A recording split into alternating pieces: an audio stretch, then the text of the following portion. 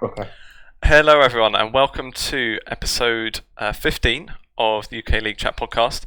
This time, we're joined by Barrage duo of James and Jeff, brothers. Hi, guys. How you doing? You all right? Yeah, doing good. Good stuff. Phenomenal. You should be doing good because things have been things have been going quite well. So I would have thought so. Yeah. Just to Could have just been, it's terrible. In summer, this would have been a very different. Yes. Interview. And speaking of that, then we'll bring you down a couple of notches first. Then Okay. Yeah. and we'll talk about the summer roster from last year. So something that I think it might even be the casters that say it. They say that Barrage hasn't always been a team that's competed too much at the top, and until this year, obviously. But then when the summer rosters came out, I think everyone kind of expected that was the time when things were going to start going a bit better. I think you had a decent roster, but not only that, I think the staff behind it looked good for a UK side as well. So what? Well, to be blunt, then what? What went wrong exactly? Well, I think it was a combination of things, really. I think I don't know where to begin, really. I think we didn't have the right mix of personalities on the team, to be fair, and for whatever reason, as a five, it just didn't work. We thought we brought on some really good players, and they are very talented players. Zergoff, ex-Fnatic, I can't remember who he's playing for now, but doing well again. PSV, I think, isn't he? Yeah. Monkeys obviously won, had been to the last 3 EU Masters or something ridiculous. Had obviously come off a very successful split at Diabolus in spring.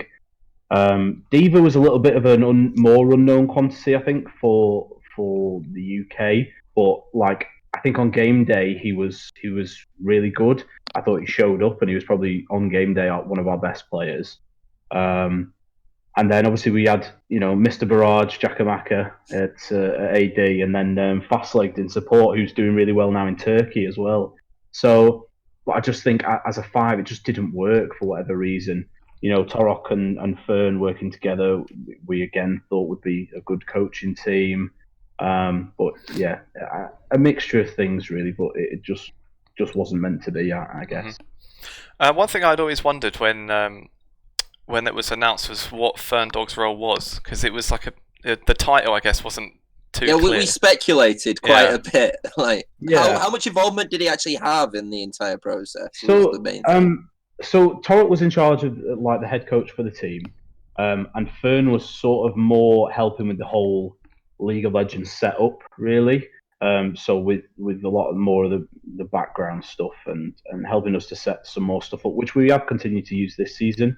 But I think Fern, with having come from LEC, and it's his first season off, I think he was getting back into work and things, and he didn't have as much free time as I think he wanted to as well. So I don't think he was as involved as he probably is with, obviously, in the head coaching role now this year with Phelan. So I don't know. It was not as involved as we would have maybe both liked, really. Mm-hmm. That's fair enough. And then obviously with the not great performances came relegations. And for anyone that might not have been watching the UK scene last year, obviously the bottom 2 sides went to relegations where they would face the top 2 sides from Forge of Champions, which was an open tournament basically. Yeah. Now I think if maybe some people in the scene, I don't know if there was other owners or anyone that wasn't too happy with it, but you guys put in a second team, the Barrage Retirement Home. Where did that idea first come about to begin with? I don't really know where the idea came from. I think it was something that me and Froome had discussed. And obviously we weren't doing well in the league at the time. We had made some changes, but we still weren't winning. We obviously swapped out the bot lane and brought in Fax and Reclamation. but for, it still wasn't working. So we thought there was nothing stopping us putting another team into the open qualifier. There was nothing in the rules that said we couldn't do it. And just to, I guess, make sure that we were in the league for next season, we thought we would put another team into the qualifiers. There were some really good teams in the qualifiers as well. So we obviously the roster that we put together, the retirement home roster, had some really good players on, but we didn't know for sure that they were going to qualify. But yeah, it just went really well, and for them, they just beat everyone and made it, including our own. Yeah, so this is what I wanted to talk about, because how did it? Did it feel honestly? Did it feel quite bad knowing that your main team kind of lost to what is essentially was a team of sub players at the time? Did that make you think that the kind of you did it the wrong way, kind of throughout? I don't think so. Personally, I don't think so, because I'd say by that point they had so much momentum. They'd just beaten everyone, and when you're on form, you play like you're on form. And they just had so much momentum behind them that I think, and it didn't hugely matter to us which team won either way. We just wanted them to have a good game between each other, and I think had the other team come through the opens and beat everyone, then they probably would have had more momentum, and potentially it could have gone the other way. But I think it is literally just that. I think part of the problem. Not the problem, but part of the reason as well, like James said, obviously they had momentum coming through that bracket and that tournament. But the main team had just beat Excel as well in the Forge of Champions. Obviously they beat them after we brought KDO and Icebreaker in, and the squad did look a lot better with those players in. But I think when it came down to the final of Forge of Champions, their heart wasn't really in it.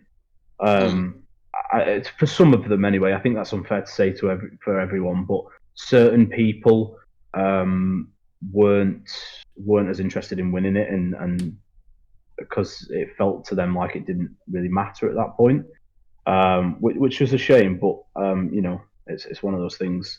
But we just needed to do what we did to make sure that we retained our spot in the league, because that's.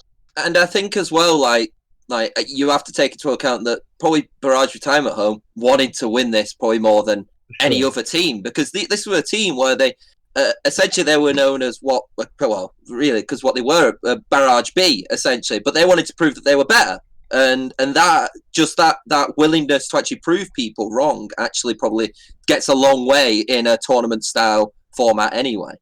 For sure, and that team, the Retirement Home team, are a team that have played together before as well. Scoot, Jackamaka, Bartiono, and Reclamation. They've all played together before. So I guess there was already a little bit of synergy there, and Governor as well. They were on the first team that Barrage picked up was the Raise Your Governors thing with Governor, Bot Jake, and that. So they have a lot of history together. So. Yeah, I think it was just right. It was just good for them. I think we obviously got a lot of stick for it, but at the end of the day, we're a business, and we're here to do what's right for us. And there was no rules preventing us to do it. If one team played against the other, we weren't benefiting from either one beating the other, so we weren't going to say, we weren't going to influence that decision. We just wanted them to. Whoever to get back in the league, so that we had a spot in the league. I understand that people were pissed off, but it's one of them. I'm going to do what's right for Barrage at the end of the day. And being completely honest as well, is that it's one of those situations where, apart from obviously us doing talking about it now, nobody's talking about it in the current standings for the way things are. So it's one of those where maybe at the time there's a bit of flame, but right now, you've clearly shown that your value as an org is actually good for the UKLC scene as a whole. So yeah, I'd like to think so. I think that's fair. Yeah. And I remember, I don't remember exactly which team it was. There was one. There was like an owner of, I don't know if it was like Darkspawn or someone like that. Someone that had actually been relegated and went out. And I saw a tweet saying like, oh yeah, we we thought about doing the same thing, but in the end we thought it might be a bit unfair, so we didn't do it. I think it was Bulldogs. I think it was Newts that said that. Right, I see. Yeah. But I saw that and thought, okay, you can try and be like nicer about it, but at the end of the day, if it is like your team and you want them to do well, like, yeah, you've got to go for it. Surely. Did you ever like kind of second guess it and at least check with LVP or anyone just to make sure that it wasn't in the rules? Like if someone striker scores a goal and they're like checking for the offside. I did double check it with Hugo, I think it was, because Lustriga wasn't around at the time, because that was it. Lustriga went on holiday for Forge of Champions and it ended up being run by another company. It was run through Battlefy or something like that anyway. And Hugo was in charge, and I checked it with Hugo and it was fine with LVP, so we carried on. Cool.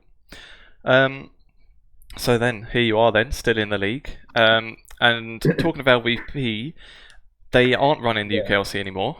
That was obviously a change over the off season. Was from outsiders, it kind of looked a bit sudden as well. I think there was like an Esports News UK article that it was going to happen, and then the next day it was announced.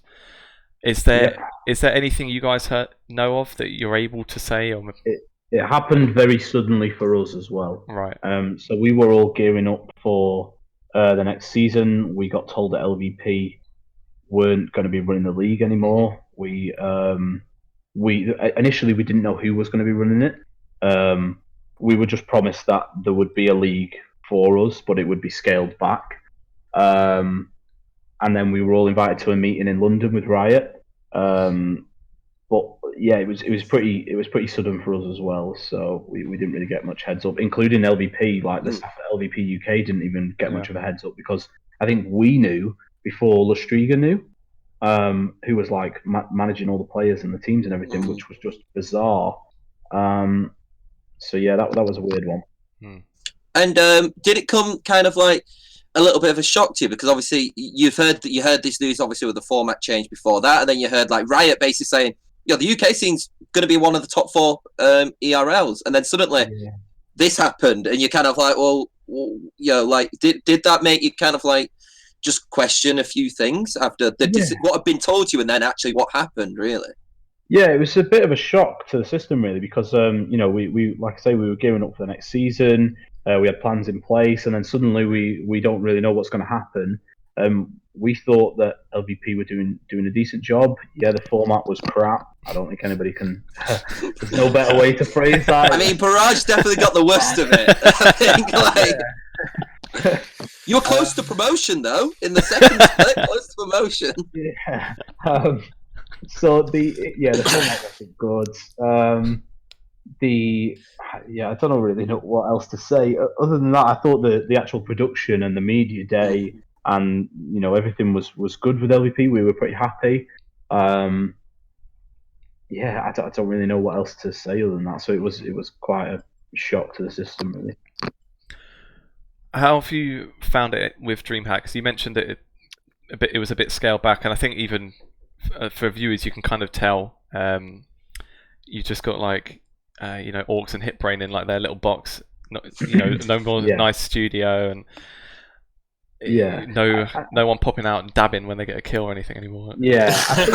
I'm so glad. No, the chromas were the best part. Yeah. Oh no, I hated.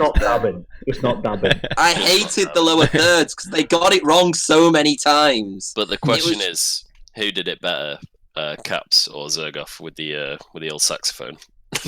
And Zergoff was pretty good, to be fair. I think Dreamhack have done pretty well, to be fair, considering how little time they've had. There's been some issues, but I think considering like it kind of got dropped on them as well, it was a last minute thing. I think they've done pretty good. We've not got too many complaints. So yeah, I mean, it's one of those things, isn't it? We just got to kind of accept that this was the change that was being made. They've looked after us in terms of the financial side of things that we were promised from last season. The format's better. The format definitely helps, I think, because even though it wasn't kind of their idea, like that kind of the stigma of it automatically made, I think, even though stylistically it looks very similar because it's basically the same stuff, because it's a different format, you kind of get like a new vibe of it just naturally. Sure. And I think we actually find out who the best teams are with this format. You know, you get to play everyone twice, once on blue side, once on red side. Whereas with the Tower, you know, there was teams that we never played at all. XL versus Fnatic every week. Yeah, after the fourth time, you kind of got used to it. Yeah. So it wasn't great. Yeah. I think it makes. We spoke about it. I think last week with Swiffer. It makes them like a bit more actually special now. Those kind of games as well. It's not like if you get Fnatic XL every week, it's just like okay, well, they're the best two teams, and we know. Yeah, it's like El Clasico or Manchester derbies or whatever. Like those games, you get two of them a season, and that's why they're good, and that's why they sell out because you get two of them a season. But having that every single week, who wants to go and watch that? Because then the game means nothing. Exactly. Yeah. So moving on to this year then with Dreamhack, you guys obviously put together a new roster. Before a game was played, where did you kind of rank yourselves? What were the actual expectations? But slightly higher than Tom. We said before the season began, and I had this conversation with Haddo because he wanted to know what my expectations were for the team. And I basically said to him, if we finish outside the top 4, then this season's been a failure. Because if you look at the players that we've got on our roster, you know, Flares has played in the LCS. You know, Sybil's spent the last however many years playing in the OPL. Haddo's an absolute veteran. Kevo has been challenger consistently, but I think he was massively hindered last season with the rosters around him. And then Ericsson is literally just this Norwegian monster that we've found and somehow got lucky that Nordavind actually wanted to give him to us. So yeah, like I say, I think we wanted to make top 4. We knew we could make top 4, but I think now our expectations have changed. You know, now that the season's going, we oddly the week going into the academy week, so not this week just gone, the week before, we actually had our worst scrims because on the Thursday Ericsson was travelling. On the Friday everyone came to Manchester for media day, and then we got a set of scrims on Saturday, no scrims on Sunday, and then we scrimmed again Monday. So we actually got such a reduced amount of scrims that we were a little bit apprehensive. And then the XL game was close. We obviously made a mispick because Flares fucking demanded Sona. He was confident it was a good thing. He was confident. He was so confident, bless him. But it just didn't really fit for how we wanted to play the game, I think. And then obviously we on the following day against Fnatic, we did what they've done to other teams basically, where we just we accelerated it early and just kept pushing and ended the game on our terms. So yeah, I think now our expectation, or not expectation, but our aim is we want to be at finals. We want to be at the UKLC finals, and we want to earn our spot at UM. I think we can do it, and we know we can do it, and the lads know they can do it. But it's just about consistency now, not taking any games for granted, and just playing our game really. One thing I do want to actually mention is the Ericsson loan deal. I want to know a bit more details about what is this? Is it so? What is this loan deal? That's genuinely, because a loan in League of Legends is very, very rare. I've only seen it a couple times at top tier, and then to see it even in ERLs just blows my mind sometimes, especially when and I've said this, and I it's no offense to Nordavind at all, but considering how much the UK scene is seen in Riot size as a top 4 ERL, to go from a loan to Nordavind feels a bit odd sometimes. So how did that come about, and what actually are the terms of that? Which you can tell, obviously. Yeah. So through me, we were looking for a mid lane. It was the only position that we basically hadn't got secured yet.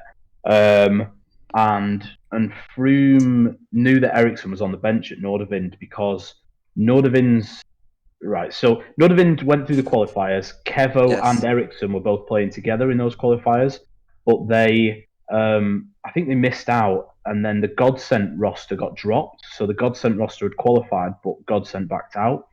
So I think they were trying to still figure out the roster with Nordavind, so they didn't have all 5 players secured. And Cammy basically decided, Cammy, the manager of Nordavind, decided that they were going to sign the Godsent roster. So that obviously meant that Kevo and Ericsson were out of favour. So we picked up Kevo because he'd been released, and Ericsson was supposed to be a sub. So we needed a mid laner that was going to be mechanically very good and aggressive, that to fit in with the team. And we just thought we'll ask the question and see if it's something that we can do. Nordavind's ownership group is obviously football with a football background, so a loan deal for them probably doesn't seem that unusual. So we just punted for it, and yeah, it came off. So we've obviously got him now until the end of the season. And is this for this split, or is it for both splits? That's what I'm wondering as well. You mean for summer as well? Yes. So is it for both? No, it's just for spring. So okay. Spring. So hoping to make the move permanent then. I guess. I think anyone who's watched our games is kind of hoping that we make the move permanent. I want to keep him, all right? He's been okay. The people have eyes, all right? He's got a really bad attitude. Like that. So... He's a diva. Okay, so if you're going for an EU Masters spot, whose spot do you take? If we say that Fnatic and XL are the favourites, obviously. Yeah, I mean, are they? I don't know. Of course they are. They are. Yeah, they are. I don't think it was a question. I don't think Fnatic Rising could be considered favourites, considering how they've performed in some games, even when they've won. Right now. Okay, but let's say if nobody had played a game yet, it was the start of the split, and you said, who's going to make EU Masters from UKLC? Well, I mean, let's just disregard my power rankings, because I said Envision were like number one, wasn't it? Because you looked at that Envision roster, and I thought actually that is a very strong roster on paper. So I thought that was actually the side to do that. I think it is I think it still is a strong roster, and I think they're starting to find their feet. It was just a bit slow to get started.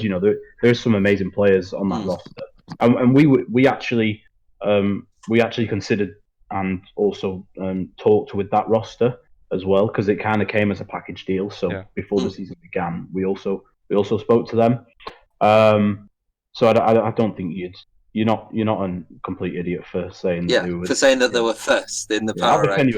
I'll defend you a little. Right. Putting us sixth is bloody fucked up. I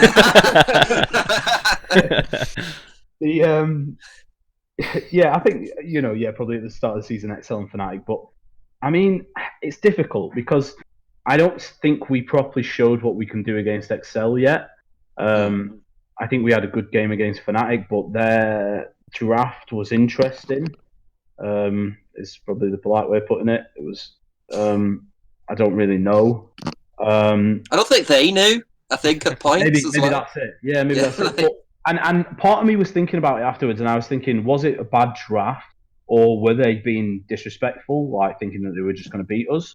But then I thought about their draft against XL as well, and their draft against XL was also not great because they obviously played fully for the late game with some of their picks, and then XL just dominated them. So.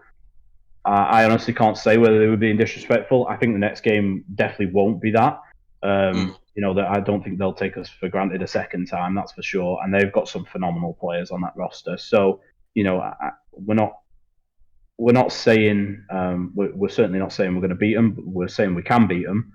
But we want to take one of their spots. We don't care who it is. Whichever one of them slips up, I guess. It would be heartbreaking for it to be XL though. Like, just from a standpoint, this is XL's best roster, and then they still just don't do it. I think looking at it right now, I don't see Fnatic beating XL. No. So if the standings end like they are right now, it's an XL Envision and Barrage Fnatic playoffs. So it's more likely that we would take Fnatic's spot unless we 2-0 the academy teams, coming up, and then we'd be playing Envision, and the academy teams would have to play one another in playoffs. So it's all to play for. I don't know. Yeah, I think so I'm guessing that you guys are both agreeing that probably Envision are going to be the fourth, but what about like M&M? Because they're now slowly doing something, or do you think there's just a bit of a gap now? I think M&M's team is good, mainly. Like Mummas, I thought going into the season, like it's probably one of the best top laners in the league, and he probably still is, but he's being put on champions that he can't like carry the game on, which I guess, considering we're probably going into more of a tank meta, is gonna be harder. And I think that's probably where they're falling down slightly. Soft, we trialed extensively in pre-season, and I think he's a good player. Achu has struggled in teams where he's not playing with Wisdom. And I think this is something that I mentioned in pre-season. Like, we were also interested in Achu, but we were unsure how good he was without Wisdom. And I think he is a really good player, but I think that pairing together is pretty strong. So yeah, I don't really know much about their support. And Chimera's still a young lad. He's without a doubt probably the best UK mid. But I think when you've got such dominant mid laners in the UK this season, Ericsson's having a blinder. You've got Magi Felix. You've got Special. I think Adepts are really even like good. Adept, yeah, especially like I think you've got some of the in pre-season as well. Really good player. Wow, I think you've got some of the UK scene has got some of the best actually non-ERL mid laners in the league. Yeah. Like some of them are like you've got obviously the stars, like quote unquote stars in probably Special Magi Felix, so the well-known names. But then you have got like Adepts, and then you have got Ericsson, who are these players who I think at times, for both of your sides have looked like carry style teams, which have actually players, which have helped teams and helped both your teams win, both Envision and Barrage win. Yeah, for sure. I think that's better. I know we're not meant to be inflating his ego, but Ericsson's a monster. But I've heard that he's pretty toxic, though. If you watch our content that's coming up as well, you'll realise he fully isn't. He's such a nice lad. No, it's all a ploy for when the camera's on, but when the camera's off, that's it. He had the whip behind the camera, that's why. He's slapping Tony around. You got my bad side.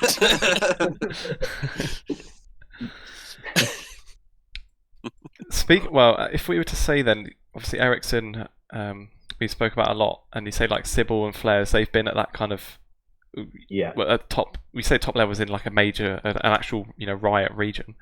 Do you think Ericsson or even Kevo or Hado could compete at that level as well? I think Hado definitely. I think part of the Hado's the same age as me now. He's 27, so he's getting on a bit. Bless him, the lad. But he's still such a solid like support.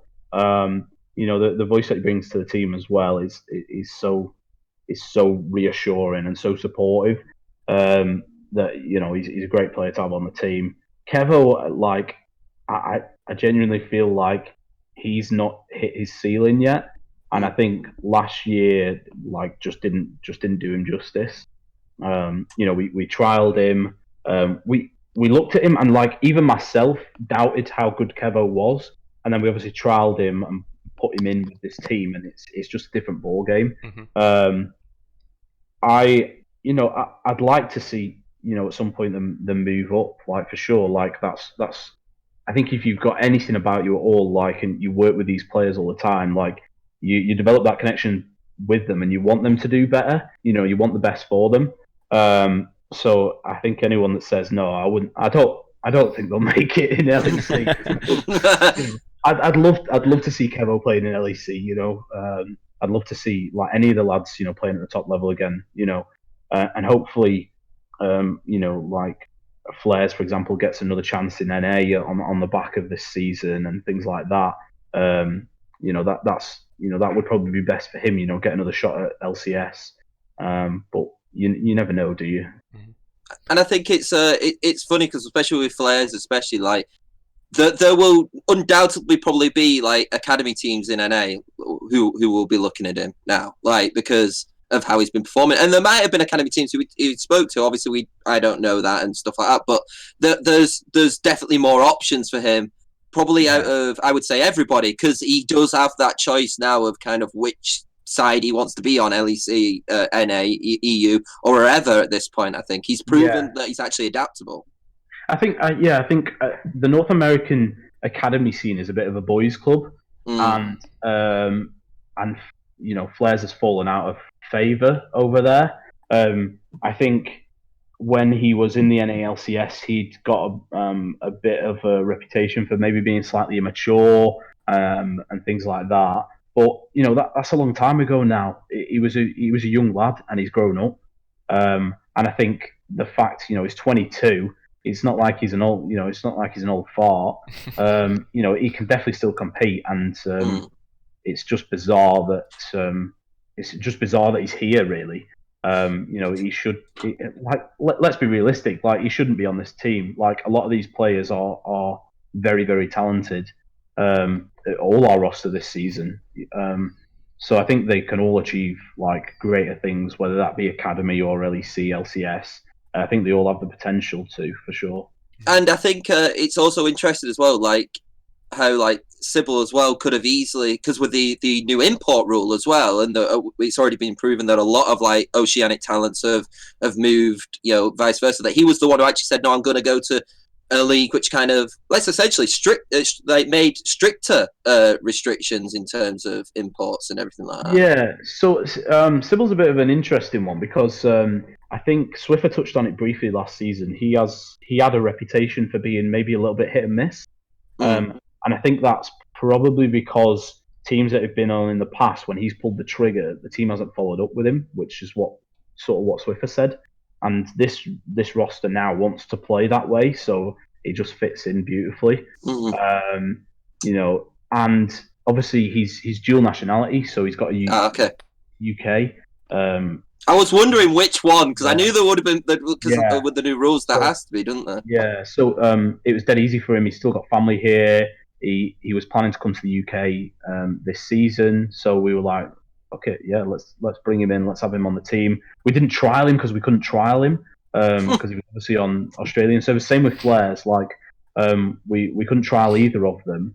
We obviously had so much footage of them though from LCS and OPL, and we were just like, right, fuck it, we'll gamble on them. We'd spoke to them. They both seemed like nice lads. The personality testing that we'd done showed that they would be good fit for the roster. So yeah, that's what we did. And we had conversations with this where I was talking about how Barrage looked like a team which had practiced a lot together, and then you ended up messaging me and said, actually, we were one of the fewest teams. We really hadn't done much, and in terms of like out of all the teams which have been created, you were one of the last. And I was like, I couldn't really believe it because everybody seemed to like flow very well.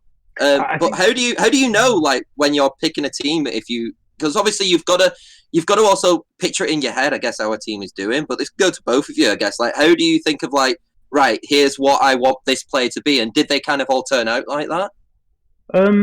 I think, this is definitely more a question for Alex. This is definitely his area of expertise. But from speaking to him, we wanted to get the right mixture of personalities, but that perhaps learned or wanted to play in a similar way or in a similar fashion, so that we weren't having to coach them in like 3 different ways for them to learn as a team. We can coach them in a similar way that they learn together, and that they've got the right mixture of personalities that just kind of suits the team, really. And I think we have got that. So yeah, I think that's massively important, and probably something that I don't know whether anyone outside of Academy has actually considered when they were building their rosters. So yeah, and obviously we, like I said when I spoke to you, when everyone was like, or Barrage have just had a strong start. They've just synergised really well together. They've obviously just come out the gates running. And I was thinking, we've only been together like a week. They've only just flown over. So we must have picked it up really quick. And I think people thought that we were going to hit the ground running and then fall off. And hopefully that doesn't happen. You've still got 6 more games. There's a potential 7-7. We're just gonna tap the desk here. As Tom just desperately wants to be right about his predictions. Yeah. Well, we can't come 6 anyway now, mate. No, it's impossible.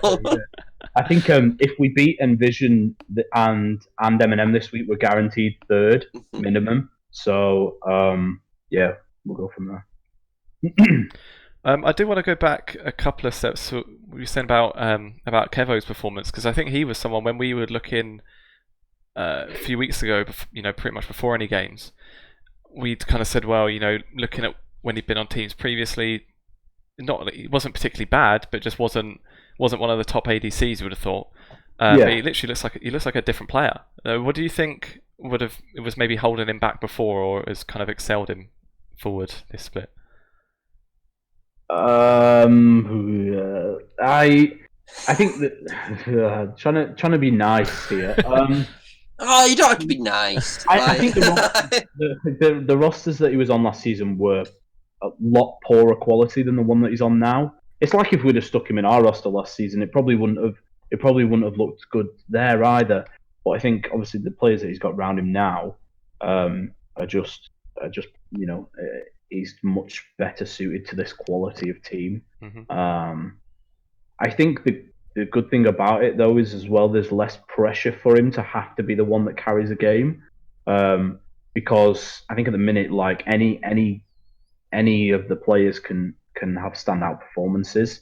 So we're not relying on bot lane winning the game or mid lane winning the game. I think we have the amount of talent that it can be across the board really. Next week we're going to put Hado on a carry and everyone else on tanks, and then he can get MVP. Has everybody got MVP in your roster? Yeah. I think Sybil and Ericsson have had it twice each, and then everyone else has had it once. And but that's a testament, isn't it? And I guess it must be a good thing from a team standpoint that actually everybody's performing at least at one point in one game. One person's been like the most valuable player in the game. For sure, and everyone has an off day as well. Like if one player's having an off day, it's not as worrying. If Kevo's having a bad day or Ericsson's having a bad day, we know that we can rely on other members of the team to go right. I need to step up today, or whatever. Probably makes it harder, I'd imagine, for teams to draft against you guys as well. They can do their best to maybe target out someone, but you can't ban us. Yeah, you can't outban us. I'll happily say that. Can we clip that? You can't outban us. Like I genuinely don't think you can. People were saying coming into the season as well, because I know that Ficklin has worked with Ericsson before, the coach of Demise. I know that he was saying, "Oh, you just ban this, and Ericsson can't play." Well, fucking ban what you want; he'll fucking still ban it. Like he's like you can't. I don't think you can outban any of them. They've got such a good range of such a good pool, and as well especially looking at Kevo again as well. Because he switched from mid, he's got such a big pool because he can also play those mages as well. And who would have called the Callista, right? Who would have called I didn't even know we were playing Callista. Jeff didn't even know Callista was a champion until. It's like, what is this we're playing? I think probably half the people that play the game had forgotten Callista exists. Yeah. Yeah, the ult always confuses me because I don't play that often. So when I actually see it in pro play, I'm like, "What happened?" And then suddenly it just shoots out. Yeah. All right. I think we're about ready to go to everyone's favourite part. Then Tom's favourite part, at least. I'm going for a clean sweep. I'm doing it serious. Yeah. I've relaxed. I've done some meditations beforehand, just so my mind is clear. Have you been talking to Alex? Actually, that's a good point. Before we do predictions then, because that's something I'd wondered as well. Because I don't think correct me if I'm wrong. I don't think there's another team that has someone doing the type of role that Alex is doing. Is that right? Yeah, I presume the academy teams do. Yeah. And I know that Excel probably definitely do, because I know they had John there before that was doing some similar stuff. And I think he's still there. So apparently Phelan do, but I don't know who it is.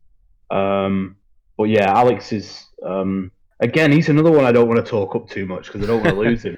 So yeah, he's very good. He is very good. You know, he helped with our roster building. He helps with the lads pre and post game. Yeah, he's excellent. I think he's so smart and knowledgeable as well. Like, having chatted with him as well. He like I know. Obviously, it sounds a bit like belittling, but he knows his stuff. He really knows his stuff when it comes to it. And I think sometimes in esports and in League of Legends, you can kind of say that you're this, when in reality, you don't actually have the skills and practices for it. But he really does. Yeah, I think esports in particular is renowned for having a lot of bullshitters.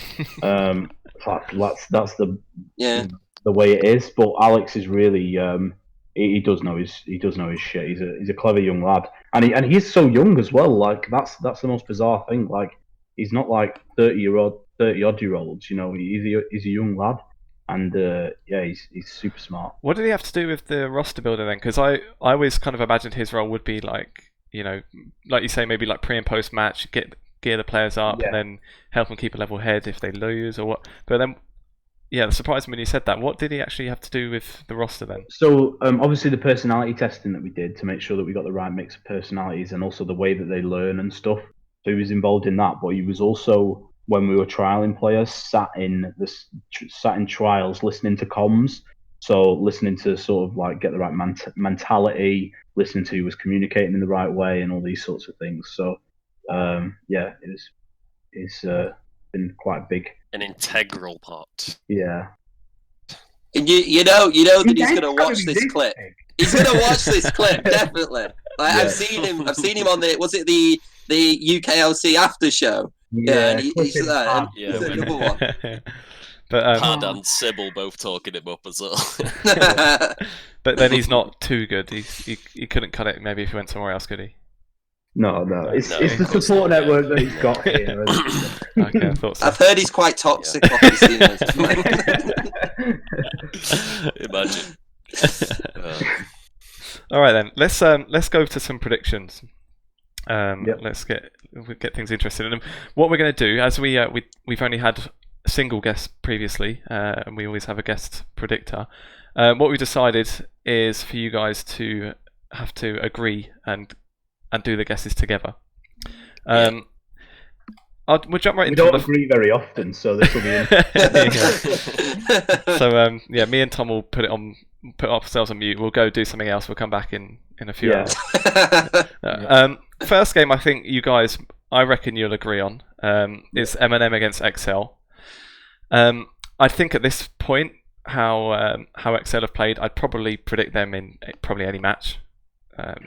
Sorry, even against you guys. But yeah, I think for me that's one for XL. I'm not sure if you guys would disagree at all. I'm not going to disagree, but I don't know about James. No. Okay. I'm also going to go for XL. I'm going to go for XL because right, I seem to only vote for M&M because I'm like, I've got feeling last time, and there's 3 are feeling in, and then they've got Mummus. But I actually agree that we're going into more of a tank meta, and I think that probably the worst position, unfortunately, to have a carry is probably like top and support, I would say at this point. And that's unfortunate because I do think that Mummus is like one of the best top laners in the league. But yeah, BTXL they just look really, really good. So I can't not vote for them. Mm-hmm. I think game 2 would be a fairly similar one. I think it's probably even more of a gap in level on this one. So Fnatic against Demise. I'm going for Fnatic. I had Demise. I think it was last week against M&M. I went for them and they let me down. So I'm not gonna go for any upsets. I'm gonna be realistic. I think that's a Fnatic one for me. I think it's got to be Fnatic. I think Demise's week was last week. Like if they beat M&M, like I think they could snowball then and maybe get back on their roster's a bit of an interesting one. Like to me, moving Dragdar to support is a weird decision. Like, he's literally your best player. Like, for me, I think he was your best player, and to put him on a role onto support just seems a bit strange. I understand it was because they had to keep the 3 UK, so they couldn't have moved. They couldn't have made the change that they did and then not have the 3rd UK. But it just seems a bit bizarre to me. It would have made more sense to put Rabstar on support, but maybe they tried that and it just didn't work. But Fnatic all day. James? I'm going to go Fnatic as well, so we're in agreement on that one too. But you were going to disagree then. I was but I will say, I think Rufjan has been actually surprisingly really good. I wasn't expecting much. Surprising, he's a good player. No, I mean, but I just think because obviously love monkeys. Not having his best season, Rufjan kind of came in out of nowhere and has been playing very well, I'd say. Yeah. I can't vote for Demise as well because they dropped Monkeys and Monkeys is my boy. So yeah. So yeah, we'll go for Fnatic. So, what? So are you losing? Right. So, you know what I said about Mummus being one of the best top laners? Right. I really like Kerberos. I really, really like Kerberos. But I do agree with you. I think the Dragdar at support just for me is I feel like Monkey's kind of, I know this is harsh, I feel like he needed to be dropped to kind of gain a bit more, to kind of have that break. I think he's had a bit of a long time and maybe that break would do him some good. And I think he will get a team in summer. And I actually think that they have looked better. However, I do think that there's a massive risk with having, basically Ravstar and Dragdar as the bot duo. And it probably arguably makes them one of the weakest bot duos in the one of the UK in the UKLC. But Fnatic haven't looked like we've talked about how rough Demise haven't looked, but I don't think Fnatic have looked great. Like, I don't think actually Bravado and Pride have basically been as impressive as what, for example, Prosper and Shikari were at Fnatic. I think that the only reason why where they are right now, and this is completely my opinion anyway, it is because of the 3 remaining members which are there, because they are very, very good. Yeah. I don't think. I'm trying to convince myself to say Demise. No, I am. I'm going to go Fnatic. I can't not. All that build up, Tom. Right. Yeah, if it ends up being Demise now, remember this. If me and Jeff didn't have to agree, I would have fully gone with Tom. I do because I just think that this is Demise are actually a side I could see Fnatic losing to, and I don't know why. I just think. Fnatic are too good. So, yeah, that's not. But Fnatic seem, at least to me, to be taking something not too seriously so far this split. And this is a team which I think they would not take seriously because of the changes which have been made. And if they do another bad draft, I think that Demise can punish them. Because I actually think against XL for parts of it, or mainly for Kerberos, they actually looked okay against them. Yeah, I think Kerb is a very good player, and he's always a threat because that boys' champion pool is so bizarre. You just don't know what he's going to pull out. I think he nearly punished us. If you don't ban Yorick, he will just run it into your base. He will just crack your base. Yeah. So he is a good player. He's a nice lad as well. I think he is a threat, but I don't think he's big enough threat to beat. Yeah, and that's why I'm gonna go for Fnatic. But this is the one time where I think I've not gone with my gut and actually decided to go for the smart choice. And this is the one which I'll get wrong. I can tell you. I just feel it. But, I mean, I hope you do. I hope Demise. That'd be great, but I don't see it happening. All right. Yeah. Okay, then game 3. We've got Envision against Barrage. I guess this should be the most easy one for you guys to agree. I'd hope so. Yeah, but Envision. Now I would have kind of normally, I would think it should be a Barrage win, and I'm going to go for Barrage. Where you guys can't see, I don't think on Discord, I've got my brand new Barrage tee on. So. Oh yeah, no, we can't see. No, we can't see.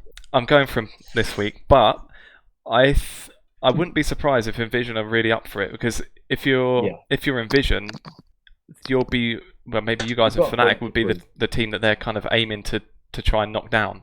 Yeah. So if there's any game that Envision are going to be really going at, I think it would be this one. 100%. I think it's going to be a really good game. I think so. I think it's going to be Barrage's toughest game as well, because I do think that the Fnatic game could have been the toughest game, but there was a clear problem which happened with them, I think, to make it a little bit easy. I think that this is Envision will want to have been where you guys are, I think, when they looked at it. I think the first time we played them, they were still finding their feet and they were struggling to play proactively. Like, they were just kind of letting us make the plays and then, like, hoping that we would mess up, I guess. And they weren't proactively, like, looking to punish us, I think is probably fair to say. But I think more in the last couple of weeks, they've started to look better again. They are starting to look more proactive and take stuff. So I think you're right. I think it will be a good game. I think it'll be a tough game. We're certainly not taking it lightly just because we've beaten them once. That's for dead sure. So I know Urza and Doruk have got a bit of a rivalry as well by the coaching staff. So they definitely won't be taking it lightly. I'm also going to go for Barrage because, as well, of everything which about because of how good Barrage have been, and I don't really like voting against you guys now. I've realised because it doesn't work. But then also, Envision like to go 1-on-1 now at this point because they went 0-2, 2-0, and then 1-on-1, 1-on-1, and it's probably going to be another 1-on-1. And I'm not going to predict them to beat to lose to Enclave. So. They're definitely not losing to Enclave. So I'm going to go for Barrage. I do think that actually this is. I don't want to say it's your game to lose because that does put pressure, but I feel like now I would have thought that the tables could have been turned in this game, but I do think that actually Envision will look at this game and thinking this is our chance to kind of go up in the rankings a little bit more. But I do think that they're confident to be in a top 4 race anyway, despite the loss if they do lose to you and stuff like that. Because I think they look around them and think that they are strong enough. Yeah. But the obviously a lot of it now is kind of going to playoffs as well at this point. And do you think, just out of a sidetrack, do you think that do you think of playoffs? Because this could be a team which you could eventually play in the playoffs. I mean, yeah. I mean, it could be. Yeah. I think the top 4 is probably the top 4. So it's just who ends up where. Like, do we beat XL and Fnatic and go first, and then play Envision in 4th? Do Envision have an absolute sweep and end up 3rd, and we play them 2nd, 3rd? Like, it's too close, that top 4 to decide just now. But we are starting to think about playoffs because, like I say, I think we only need one more win to secure top 4, and if we win both this week, we get top 3. We'll go from that. Cool. I had an unrelated thing that just popped into my head. Did you guys know that you can teleport to a J4 standard? Really? Did not know that. So that's how we beat Fnatic. Is Flares teleported to Jarvan's standard after he threw it into the base. Did you know that when that happened? We didn't know that. I just thought about that again. Yeah. When I was watching the LEC, I think it was last week. I completely forget every time that you can teleport on Zach's blobs when his ult's gone. I'm like, what? This is so broken. Like, surely it is. Well, I Does didn't know it make that his either. blobs invincible though? I thought it did, No, but it does, yeah. Well, that's surely just. That is broken. Oh, I didn't know that. How he can't die if you're TP. Well, but I used to main top until last year, and if I had a Zac, I would always try and remember to do it and kind of keep an eye on what he's up to. But then, anytime I had a Zac on my team and they did die, it's in such an awful place. If I actually took the TP, I just die with him.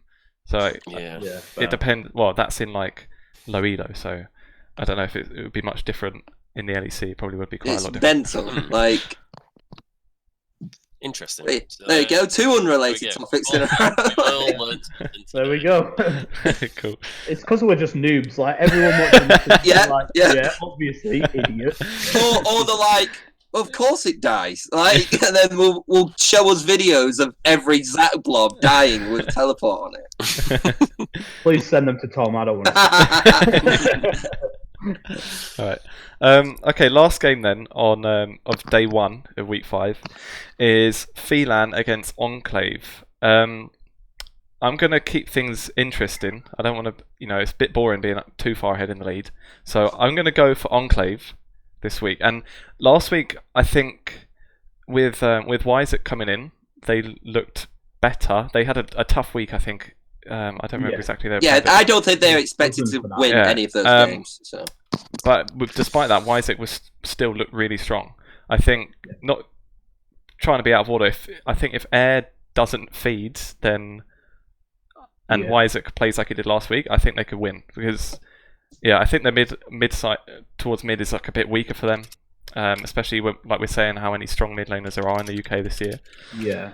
So I think if they have a safe mid, maybe get Air on something on a comfort pick or something like that. Just let him, let him have a comfortable game, and then let Isaac try and take over again. I reckon they're going to win.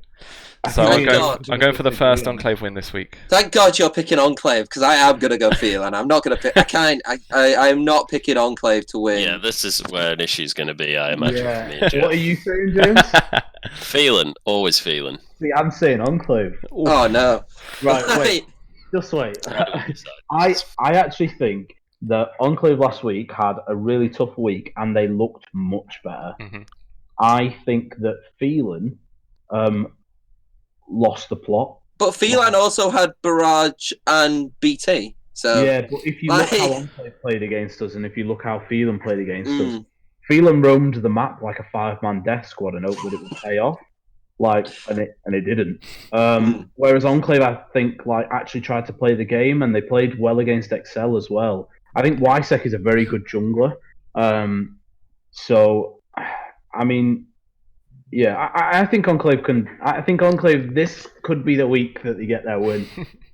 I'm not. Here's why I don't think that. Right, go on.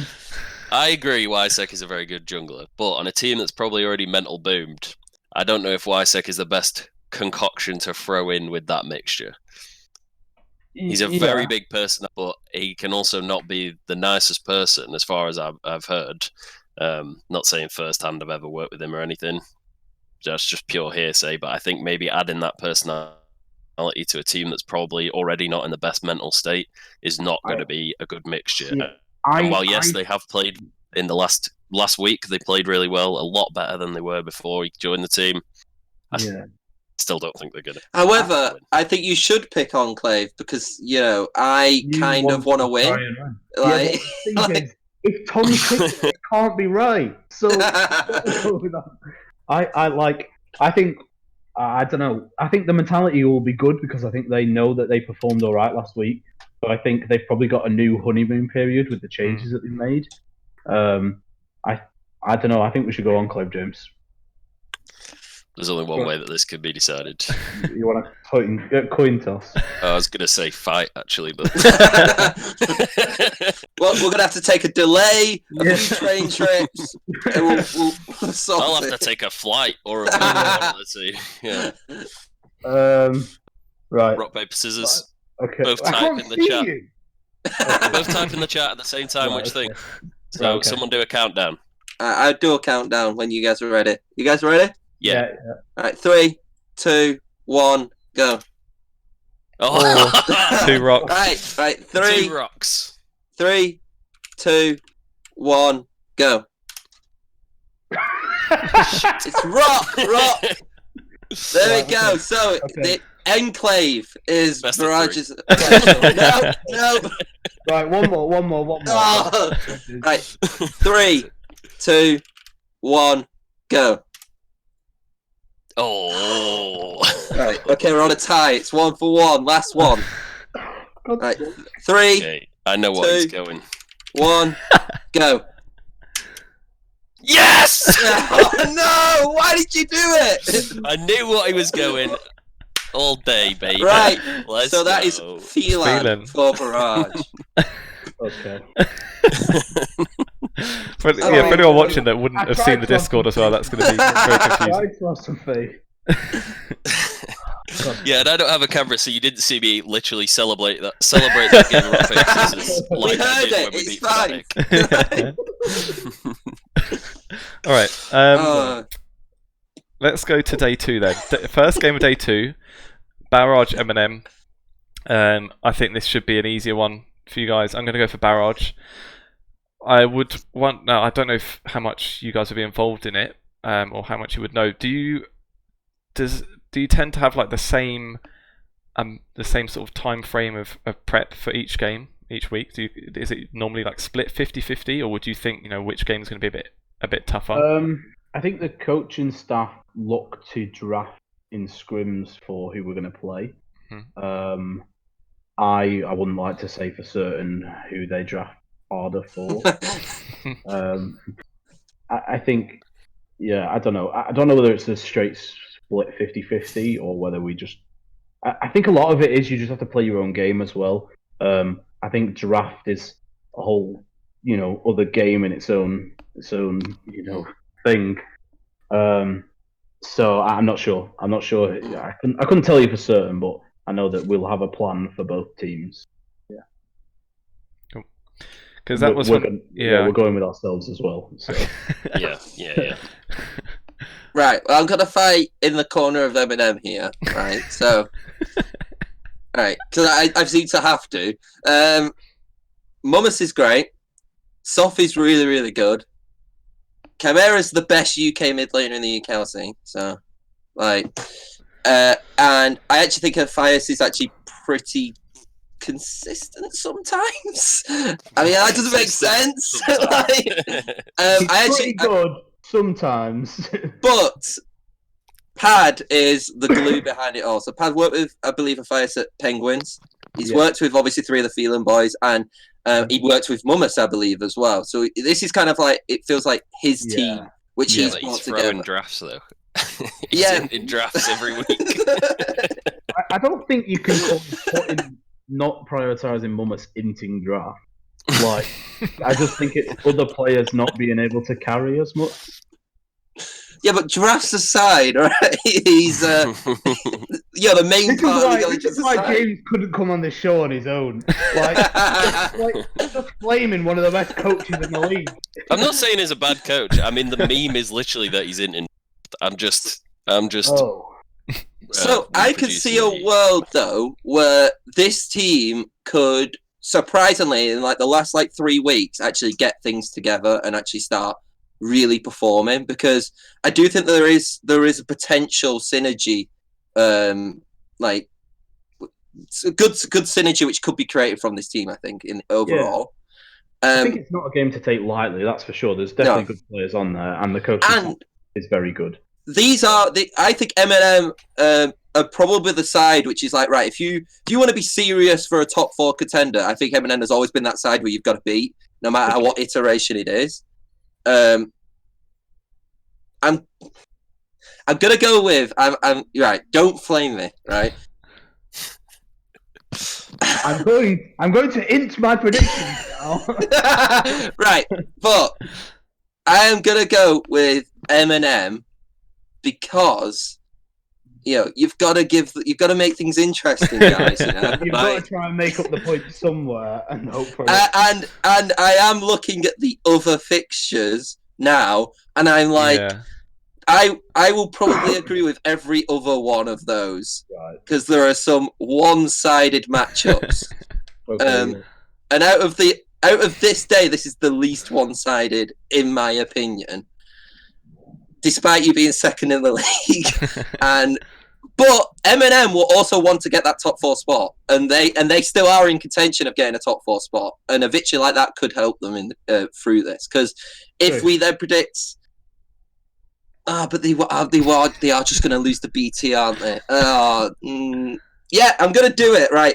M&M, and if I am wrong, I will publicly apologise on Twitter. What, you mean again?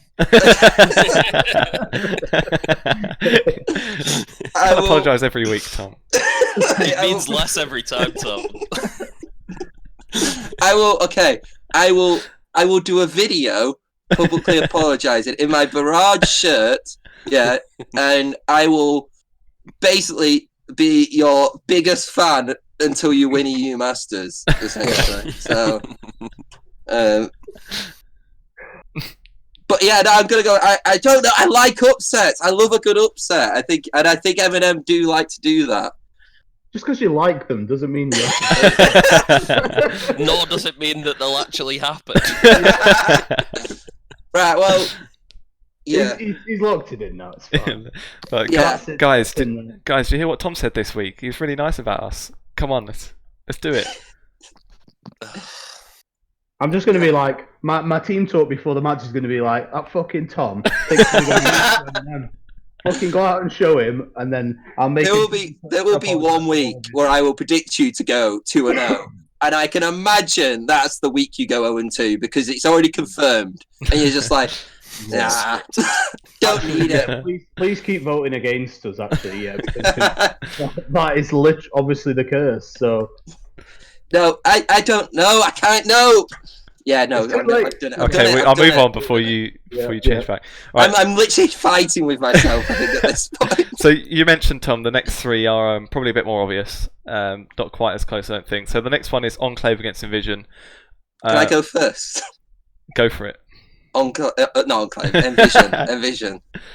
It's simple. Yeah. Definitely. Yeah. There you go. I'll put my neck out and say for Enclave against Phelan, but I'm not that stupid. I'm not mad. So I'm Envision on this one. Okay. Yeah, I think we'll be Envision as well.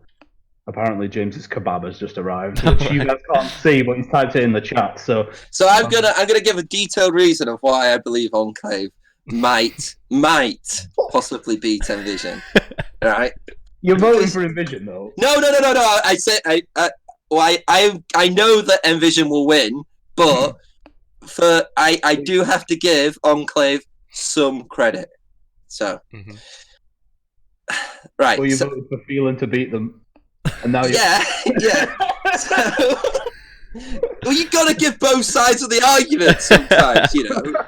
So I think that every week, I think this Enclave team will actually get better now, and I think that they will actually the more that they work well as a team, I think the more that they will actually we will see a better Enclave than what we've been seeing in like the previous weeks, I think. And I actually feel like when you're Envision and you're maybe so focused on actually beating these playoff teams, then you might not actually focus too much on what is the team right at the back. So there is actually a possibility where Envision decide to try something a bit new in drafts. And then that could actually result in basically them inting draft and losing. So the reason why they could win maybe isn't because of how good Enclave are, but maybe because Envision in draft. Right, that's what you've made me do. You've really had to explain this. Enclave win if Envision disrespect them. Yeah, I think so, 100%. Because I don't think they're a side now which can be disrespected. Where unfortunately, I think they were a side where actually everybody kind of walked over, and that's unfortunate. But I don't think they're that side now. Yeah, I would agree with that to some extent. But Envision are definitely winning. So, all right. Next game then is Fnatic against Phelan. Similar kind of disparity, I think. Yeah, Fnatic for me. Yeah. Not sure there's too much else to say. Tom, have you got a reason why Phelan might win? Battery can perform sometimes, I think. Fair enough. You said earlier that maybe Pride might be one of the. But I also said earlier that top lane is basically pointless. You did, yeah. So, fair enough. I think this might be the second most straightforward match of the entire week, actually. And what was the first? The next one. Let's move on to the next one then. So, XL and Demise. Obviously, XL for me. I guess that means for you as well, Tom. You don't mean it so one-sided. I don't think XL are gonna. I would actually be very shocked if XL drop a game now for the remainder of this season. I don't know, it's maybe bold again yet, mate. So I'll predict against us again, so it doesn't matter. Well, exactly, it's win-win for you guys. So. Not really. Not if we lose. yeah. Could be lose. I could actually predict you, and then you. Oh, well. We'll have to see. Yeah. Are you guys Excel as well then? Yeah. Okay. Yeah. Yeah. I think we'd be pretty remiss to say Demise are going to beat them. Did you guys? Sorry, did I miss it? Did you say Fnatic for the last one? I think I wrote it down and I didn't even check. Yeah. He just automatically wrote down. I feel like you do that with every person, and then you just get to me, and you're like, "No, let's just wait for that one." Dribbling it all out. Yeah, pretty much. The end of the day, as well, I'm playing this like I'm playing a game as well, because you've got to like. I could easily just get probably like everything right, because clearly, Can you? but I will not win by doing that. So I'm gonna go down swinging. No. So I'm gonna have to go for it, and you're gonna get to like week 6. And I'm gonna be like, you know what? I think Enclave are going 2-0 this week, because I know that nobody else would vote for that. We could do something. Maybe playoffs. We'll do some extra points or something like that. Make it double points. Yeah, make it mean something still. Well, the last week could be double points. How about that? I like how you said that after I've done some of the predictions today. That's nice. I'm trying to give you a chance, Tom. Anyway, in that case, finished up predictions. I think we're pretty much ready to wrap it up then. Thanks, guys, for coming on. It's a good chat. It's good to hear. It's been a pleasure. I'm glad to hear it, and it was good to get an understanding, especially about that retirement home stuff. Was a bit controversial. Yeah. So yeah, thanks for coming on. Anyone that's listening, thanks for listening. You can follow on Spotify if you're listening on there. If you're watching on YouTube, you can subscribe. Everyone that's on the episode here, if you are watching on YouTube, you can see all our Twitter tags as well to drop us a follow, and you can follow NineTeeSix itself at NineTeeSix. That's it. Thanks for listening.